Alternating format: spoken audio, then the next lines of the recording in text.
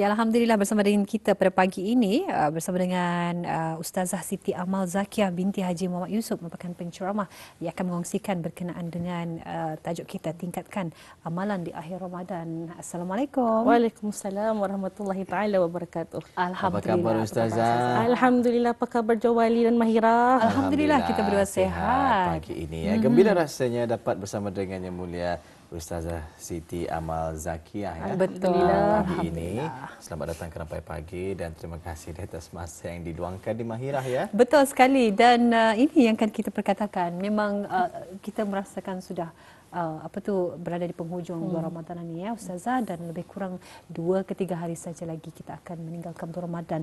Jadi ini nampaknya kita ini sudah pun berada di fasa terakhir di bulan Ramadan. Jadi sesuai dengan tajuk kita pada kali ini, tingkatkan amalan di akhir Ramadan. Mungkin secara mukadimahnya ni Ustazah dapat dikongsikan bersama dengan kita dan juga penonton kita. Silakan. Terima kasih Mahira. Bismillahirrahmanirrahim. Assalamualaikum warahmatullahi taala wabarakatuh.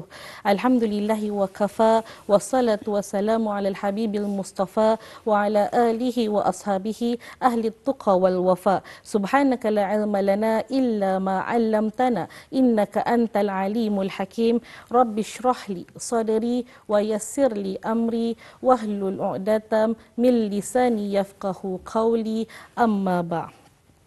Alhamdulillah, segala puji ya kita ni panjatkan kepada Allah Subhanahu Wa Taala kerana kita ni dibagi keizinan yang merupakan masa untuk sama-sama bertemu lagi di dalam segmen Ramadan, ceramah Ramadan bulan mulia hari ini.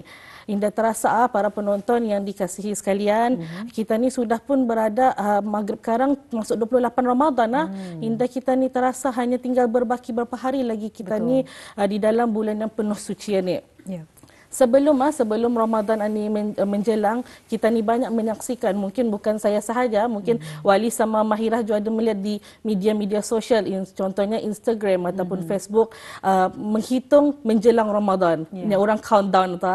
Contohnya 20 hari lagi menjelang Ramadan. Makin berkurang hari itu, masa kita ni melihat tu makin orang teruja kan masuk Ramadan ini. Sampai kita ni ada melihat ataupun kita dengar di radio-radio ataupun siaran TV, ada satu doanya, Allahumma balighna Ramadan. Ya Allah, sampaikanlah kepada kami bulan Ramadan. Bulan Ramadan ini yang macam kita ni ketahui adalah bulan yang sangat mulia, yang mana di dalamnya penuh maghfirah, penuh keampunan Allah Subhanahu Wa Taala, penuh kerahmatan. Bulan Ramadan ini juga bulan yang di mana kita ni hamba-hambanya berebut-rebut mengajar-ngajar melakukan amal ibadah, kerana kita ni tahu bulan Ramadan ni apabila kita ni melakukan satu amal ibadah, ia akan dilipat gandakan pahalanya daripada Allah Subhanahu Wa Taala. Sebelum saya mengupas lebih lanjut tajuk yang hari ini kita ni akan bincangkan, seringkali ya Ramadan, kalau kita ni dengar Ramadan, apa yang selalu dikaitkan? Iaitu puasa lagi, tarawih. Belum ada yang lurus ni. Malam Lailatul Qadar. Malam Lailatul Qadar. Ujung-ujungan ni memang kita ni Lailatul Qadar ni dalam fikiran kita ni saja. Tapi adakah kita ni tahu apa maksud Lailatul Qadar ni? Saya ingin memperjelaskan di sini. Lailatul Qadar adalah dua perkara, dua kalimah yang disatukan menjadi satu jumlah. Yang kalimah yang pertama ataupun perkataan yang pertama ia adalah lailah, daripada perkataan bahasa Arab.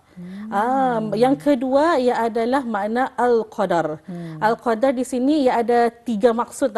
Maksud yang pertama ia adalah maksud sana mulia. Jadi apabila kita gabungkan Lailatul Qadar, ia menjadi malam yang penuh kemuliaan. Maksud kedua sana al-qadar di sini ia adalah sempit. Apa maksudnya sempit itu? Di mana bumi disempitkan dengan kehadiran para malaikat. Yang ketiga, al-qadar di sana ia adalah takdir Allah Subhanahu Wa Taala. Kita ni sendiri dah tahu bila terjatuhnya malam Lailatul Qadar. Jadi cuma Allah lah yang Maha mengetahui.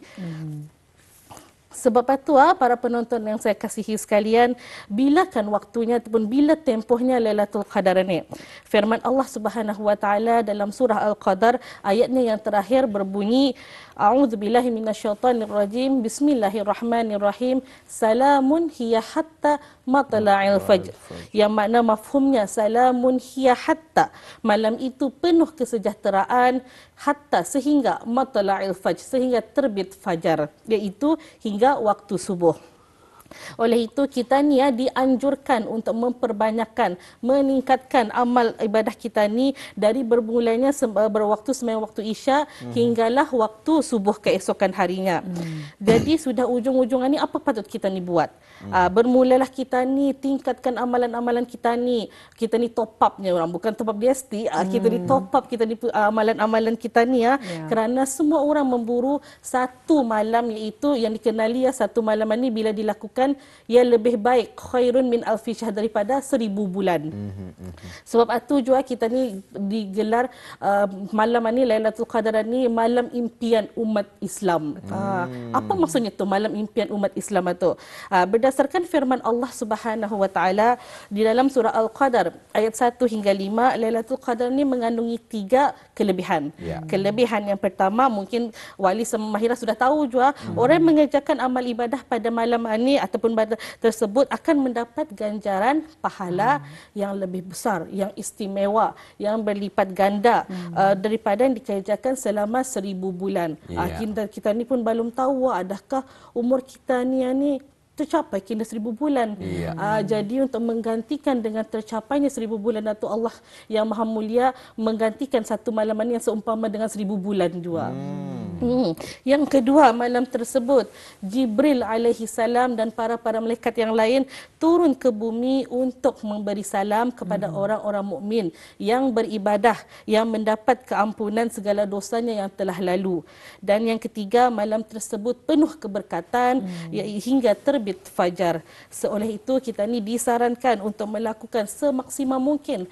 Selagi adanya orang kesihatan yang mengizinkan, beramallah, meningkatkanlah kita ni amalan-amalan kita ni supaya kita ni orang terpilih untuk berjumpa dengan Lailatul Qadar, insya-Allah. Insya-Allah. Mudah-mudahan itulah pengharapan kita berada di bulan Ramadan ini, lebih-lebih lagi di penghujung bulan Ramadan satu malam yang lebih baik daripada 1000 bulan, iaitu malam Lailatul Qadar ini Dan apa yang kita ketahui juga, Lailatul Qadar ini hanya dikurniakan kepada kita umat Islam, umat Nabi Muhammad sallallahu alaihi wasallam Dan yang menjadi pertanyaan ialah mengapa ni Ustazah Allah Subhanahu wa taala merahsiakan bilakah malam Lailatul Qadar itu? Adakah ia yang mempunyai hikmah-hikmah yang tersendiri yang mungkin boleh dikongsikan bersama dengan penonton-penonton kita ni? InsyaAllah. Terima kasih Wali. Alhamdulillah, Maha Suci Allah, setiap yang kita ni tahu apa yang berlaku di muka bumi ini memang sudah ikut aturannya. Yang pasti aturan Allah itu adalah aturan ia mengatur dengan penuh kasih sayangnya. Setiap yang kita ni berlaku juga, apa yang kita ni diuji, memang ada hikmahnya walaupun kita ni indah nampak. Termasuklah juga Lailatul Qadar. Lailatul Qadar ini diibaratkan orang satu surprise, satu kejutan daripada Allah Subhanahu wa taala kepada siapa? Kepada hamba-hambanya, yang mana Allah merahsiakan orang yang mendapat, siapa yang mendapat taubat nasuha, siapa yang mendapat keampunannya. Semua ini berlaku supaya apa? Supaya kita ni berlumba-lumba untuk mengerjakan amal ibadah di sepanjang bulan Ramadan, bukan hanya satu malam sahaja. Kerana kita ni tahu kalau ia indah dirahsiakan, contohnya Lailatul Qadar akan berlaku sekian-sekian hari bulan. Maka kita ni pun akan cuma memfokus tarikh hitungannya. Jadi sebab itu Allah merahsiakan supaya kita ni orang kita dah tahu bila terjadi. Jadi berhabislah kita ni orang. Sebab itu sedangkan kita ni indah tahu 10 malam akhir ni kalau kita ni lakukan banyak, yang kita ni dapat kelebihan-kelebihannya. Ada satu hadis yang berbunyi, man yaqum lailatul qadri imanan wahtisaban ghufira lahu ma taqaddama min dhanbihi. Barang siapa yang melaksanakan solat pada malam Lailatul Qadar kerana iman dan mengharapkan pahala dari Allah Subhanahu wa taala, maka dosa-dosanya yang telah lalu akan diampuni. Masya-Allah. Saya harap Wali dapat menjawab sedikit soalan yang diajukan.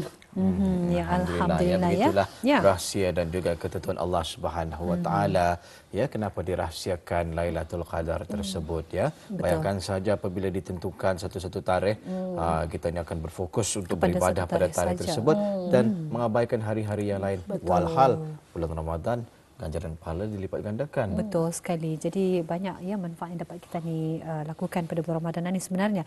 Jadi Puan, Ustazah mungkin dapat dikongsikan apakah antara amalan-amalan yang mungkin dapat dikongsikan pada kita juga penonton kita di malam 10 malam terakhir ini. Alhamdulillah, terima kasih Mahira. Banyak bananya kalau kan diliskan mungkin dah cukup ni masa kita ni. Mungkin tambah 10 setengah kali. Hari ini saya cuma sebut di antaranya sahajalah. Okay, bulan Ramadan adalah bulan yang mana Nabi Muhammad SAW tingkatkan amalan dan ibadah baginda, khususnya apabila tiba 10 malam terakhir.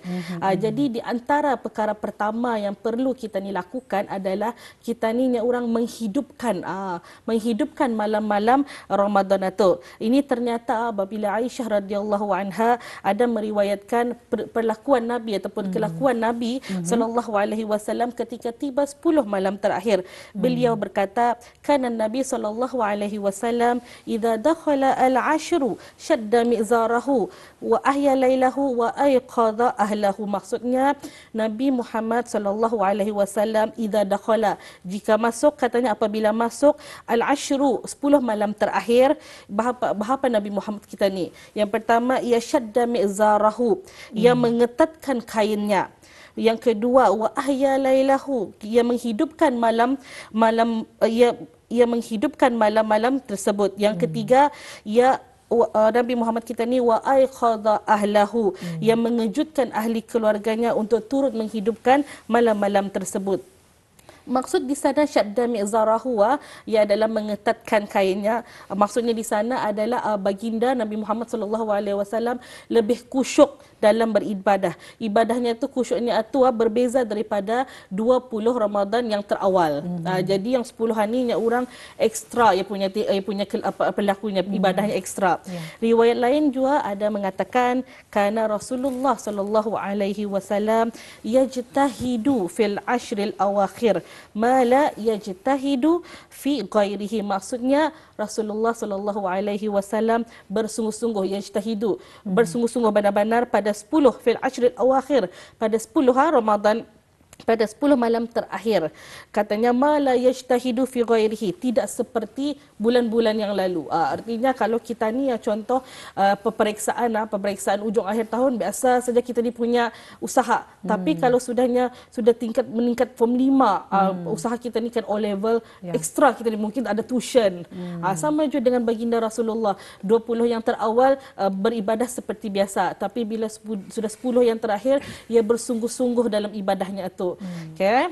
Seterusnya kita ni memperbanyakkan sembahyang isyak berjemaah. Diikuti dengan kita ni lepas isyak tu memang tarawih, diikuti dengan tarawih, witir, dan seterusnya lagi subuh kalau boleh memang payah yang dilakukan orang sembahyang berjemaah di waktu subuh. Asal kadang-kadang mungkin sembahyang sendiri saja pasal kan cepat tidur. Mungkin tu istilahnya, tapi di ujung-ujung malam ni kita ni kalau boleh kuatkan hati kita ni untuk mengikuti berjemaah subuh.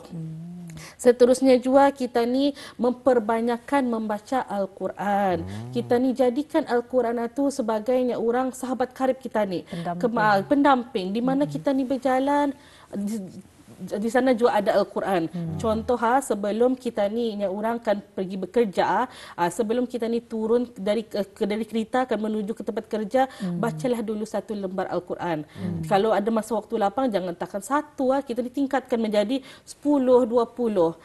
Selepas sudah kita ni membaca, jangan cuma membacanya, orang membaca saja. Kita ni tadabbur, kita ni fahami maknanya. Lepas kita ni fahami maknanya, apa lagi kita ni buat? Kita ni amalkan isi kandungannya. Itu maksudnya tu. Dan jangan juga lupa kita ni di bulan yang 10 terakhir ni, kita ni memperbanyakkan yang paling penting, memohon keampunan daripada Allah Subhanahu Wa Taala. Itu yang paling penting. Kita ni mohon keampunan dosa-dosa kita ni yang lapas, dosa-dosa yang sekarang ni kita ni dah tahu yang kita ni buat, mungkin tutur kata kita ni ada yang menyinggung dan yang akan datang juga. Kita ni hidupkan malam-malam akhir Ramadan kita ni dengan beramal ibadah, seperti kita ni memperbanyakkan sembahyang-sembahyang sunat malam. Mungkin dulu sebelumnya 20 Ramadan yang terawal kita ni payah kan bangun sunat malam. Bangun pun nganyakan sahur. Tapi sebaiknya kita ni kalau boleh, contoh siapa yang biasa sahur 3.30, kita ni awalkan bangun pukul 3 untuk kita ni menyempatkan melakukan sembahyang sunat-sunat malam, iaitu seperti sembahyang sunat tahajud, sunat taubat, sunat tasbih dan sebagainya. Banyak yang kita ni boleh buat sambil menunggu waktu ataupun sambil menunggu waktu subuh. Bolehlah kita ni buat sembahyang sunat hajat. Banyak lagi. Banyak lagi ni Ustazah ya. Jadi di akhir perkongsian ini Ustazah, mungkin ada doa-doa pilihan yang boleh dikongsikan bersama dengan penonton-penonton kita ini, kerana kita ada kurang 2 minit saja lagi ni. Masya Allah, ada terasa tidak terasa masa begitu pantas sekali.